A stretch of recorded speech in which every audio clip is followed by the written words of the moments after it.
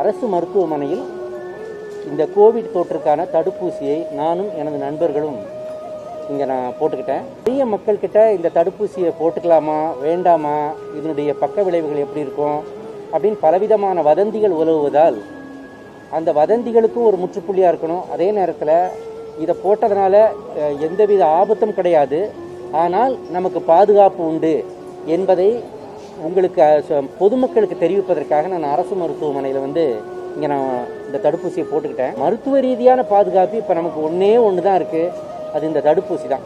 அரசு மூலமாக வருகின்ற தடுப்பூசி தான் உங்கள் உயிரை காப்பாற்றுகின்ற பாதுகாப்பு. இதை பொதுமக்கள் தயவு செய்து புரிஞ்சுக்கணும். இதை போடுவதனால் கோவிடே வராதா அப்படின்னா அப்படி கிடையாது. வந்தாலும் உயிரிழப்பு இருக்காது. கோவேக்சின் போட்டோ கோவிஷீல்டு போட்டோ யாருக்கும் எந்த பக்க விளைவுகளும் ஏற்படவில்லை என்பதுதான்.